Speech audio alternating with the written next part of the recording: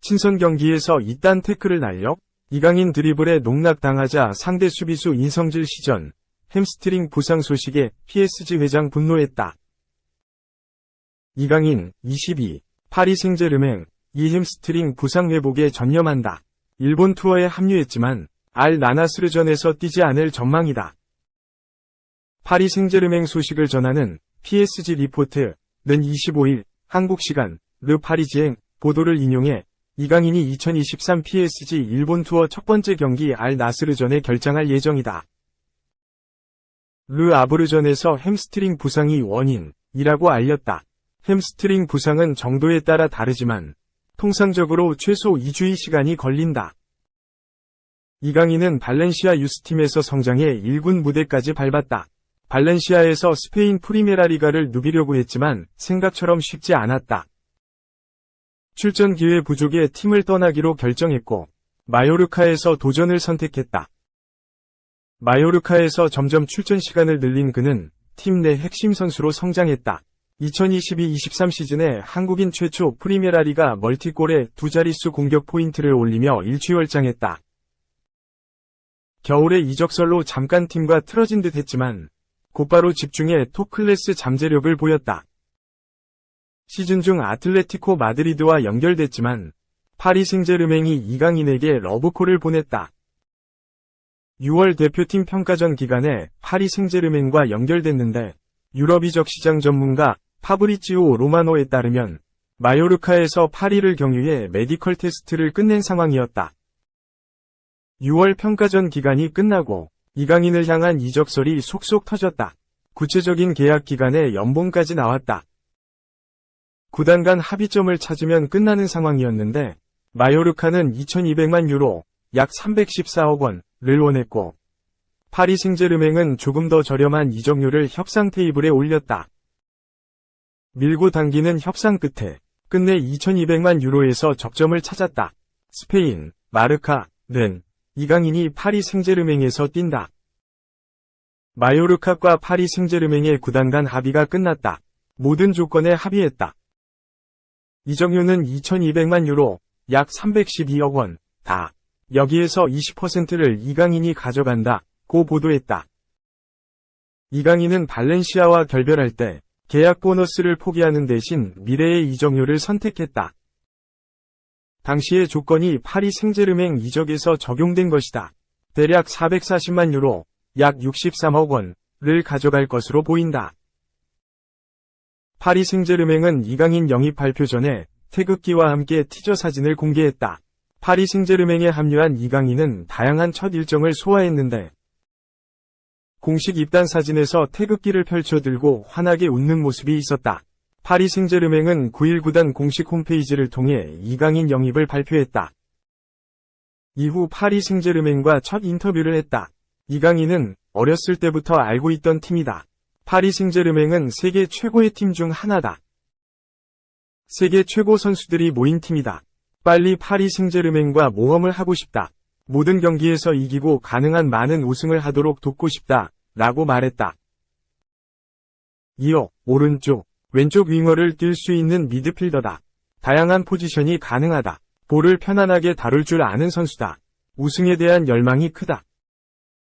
팀의 보탬이 되고 싶고 팀 승리에 기여하고 싶다. 파리 생제르맹 역사상 첫 번째 한국이라는 게 영광이다. 한국을 대표해서 파리 생제르맹을 대표해서 뛰는 것이다. 경기장에서 항상 좋은 모습을 보여드리고 최선을 다하겠다. 고 말했다. 고 각오했다. 파리 생제르맹에서 가장 좋아하는 선수를 묻자 호나우지뉴라고 답했다. 가장 좋아하는 운동선수는 어린 시절부터 잘 알려진 마라도나였다.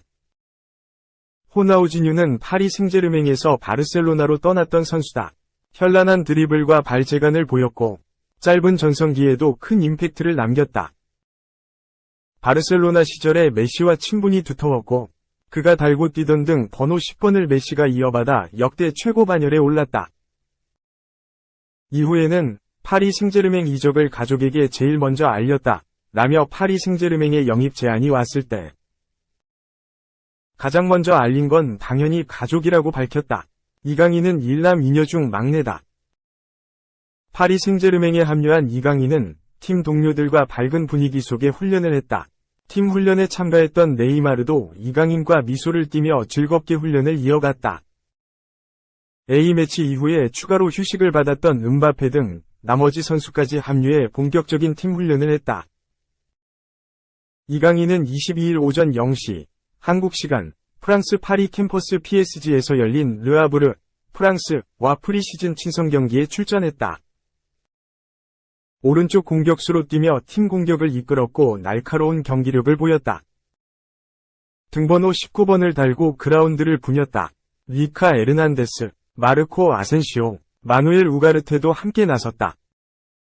파리 생제르맹은 이강인을 거쳐 공격 작업을 이어갔고 측면과 중앙을 오가는 번뜩이는 패스를 보였다. 측면에서 풀백 자원들과 호흡도 좋았고 유려한 패스 플레이를 주고받았다. 하지만 전반 막판에 햄스트링 통증을 호소했다. 이강인은 전반 43분 갑자기 허벅지 부여잡았다.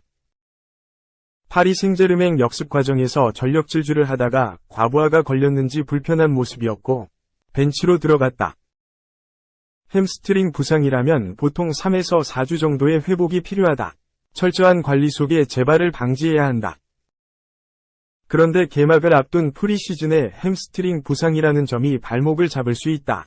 루이스 엘리케 감독도 꽤 걱정스러운 눈빛이었다. 프랑스 매체 랑스 풋메르카토도 이강인이 부상을 당했다. 파리 생제르맹 신입생 이강인은 르아브르전에서 매우 잘 뛰었지만 결국 일찍 경기를 마쳤다. 햄스트링 부상을 당해 하프타임 직전에 경기장을 떠났다. 이제 부상 상태를 확인해야 한다고 알렸다. 22일 공식 홈페이지를 통해 아시아 투어에 합류할 29인 명단을 발표했다.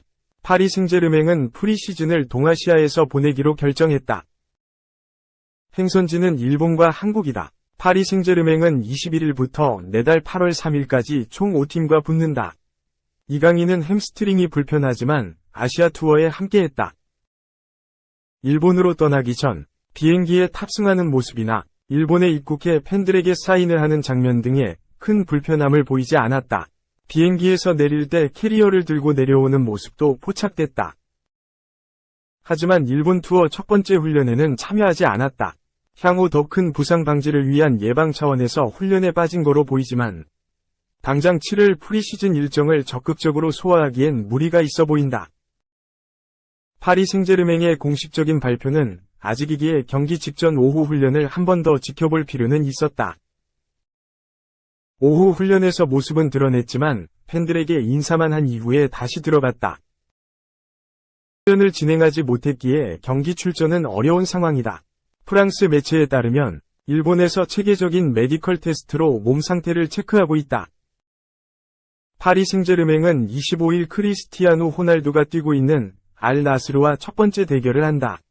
이후 28일 세레소 오사카와 두 번째 일정을 치른 뒤 1일 인터밀란과 일정을 끝으로 일본 투어를 종료한다.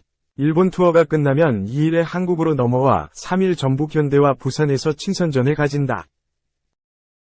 한편 킬리앙 음바페는 프리시즌 첫 경기에 뛰었지만 이번 투어에 합류하지 않았다.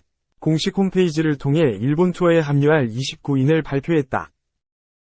지난 3월 수술 이후에 회복 중인 네이마르는 이번 명단에 포함됐고 이강인도 당연히 들어갔다. 하지만 음바페 이름은 찾아볼 수 없었다. 독일 매체 스카이는 음바페가 파리 생제르맹 투어에 합류하지 않는다. 현재 우리 정보에 따르면 음바페는 이적 시장에 나와 있다. 파리 생제르맹은 이해관계가 맞는 제안이 온다면 고려해볼 것이라고 짚었다. 파리 생제르맹 나세르 알켈라이피 회장은 음바페가 다음 시즌에 자유계약 대상자 FA로 팀을 떠날 거라는 사실에 충격을 받았다. 음바페의 결정은 프랑스 최대 클럽을 약화할 수 있다. 정말 실망했다. 앞으로 2주 안에 결정을 내려야 한다. 새로운 계약서에 서명하지 않는다면 나가는 문을 열려 있다. 고 공식 석상에서 말했다. 알켈라이피 회장 발언은 루이스 엘리케 감독을 선임한 자리에서였다. 파리 생제르맹은 지난 시즌까지 팀을 이끌었던 크리스포트 갈티에 감독을 경질하고 엘리케 감독에게 지휘봉을 맡겼다. 미국 매체 포브스를 포함한 다수는 파리 생제르맹이 음바페에게 10년간 10억 유로, 약 1조 4천억 원, 재계약을 협상 테이블에 올렸다. 음바페가 파리 생제르맹 제안을 수락하면 스포츠 역사상 최대 규모가 될 것이라고 알렸지만 파리 생제르맹이 일본 투어에서 음바페를 제외하면서 이적설이 또 수면 위에 올라왔다. 음바페가 정말 팀을 떠난다면 이강인 위주로 새로운 팀을 꾸릴 수도 있다. 이강인은 마요르카에서 수준급 선수로 성장했다. 입단 시즌에는 잠시 주춤했지만 두 번째 시즌에 단점을 보완했다. 탁월한 수비 가담에 날카롭게 더 세공된 왼발 패스로 마요르카 핵심 중의 핵심이 됐다. 마요르카에서 보여줬던 능력이라면 파리 생제르맹에서 월드클래스 공격수들에게 더 양질의 패스를 뿌릴 수 있다. 음바페, 네이마르가 이강인 패스를 결정지어준다면 자연스럽게 공격 포인트를 올릴 것으로 보인다. 여기에 득점력까지 올린다면 리그 10에서 10도 충분히 기대할 수 있다. 잠재력은 충분히 검증됐다. 이번 영입에는 루이스 캄포스 파리 생제르맹 단장이 관여했다. 캄포스 단장은 AS 모나코 시절 파비뉴, 베르나르도 실바, 킬리앙 음바페 등 황금 세대를 발굴한 인물이다. 유망주는 보는 눈이 탁월해 캄포스 단장이 찍은 선수라면 성공 확률이 높다. 파리 생제르맹이 세르히오 라모스, 리오넬 메시 등 빅네임 위주 선수단에서 젊고 감독팀 컬러에 맞는 영입 기조로 바뀌었다는 점도 플러스 요인이다. 물론 일각에서는 비판적인 시선도 있었다. 일본 포털 사이트 야후재팬에 다양한 의견이 있었는데 이강인이 한 시즌 동안 엄청난 성장을 했다. 1년 전이라면 불가능하다고 생각했지만 이번 시즌 경기력을 본다면 충분히 가능하다. 구보 다케우사와 친구이자 라이벌 관계다. 성공해줬으면 한다 라며 응원하는 반응이 있었다. 하지만 미심쩍은 시선으로 바라보는 쪽도 있었다. 몇몇 팬들은 드리블과 패스는 좋지만 슈팅은 모르겠다. 파리 생제르맹에서 성공하는 모습을 상상할 수 없다. 파리 생제르맹은 돈이 없다. 마요르카 상위 버전. 한국 기업의 스폰서가 관여했을 것이다. 솔직히 잘 모르겠다. 마케팅용일 것이라며 부정적인 반응이었다. 한편 이강인이 파리 생제르맹에 입단하자 구보 다케우사가 파리 생제르맹 공식 채널에 박수 이모티콘과 함께 정말 축하한다 라고 댓글을 달았다. 이강인과 구보 다케우사는 어린 시절 각각 발렌시아와 바르셀로나 유스팀에서 성장해 아시아의 미래로 불렸고 마요르카에서 한 시즌 한솥밥을 먹기도 했다.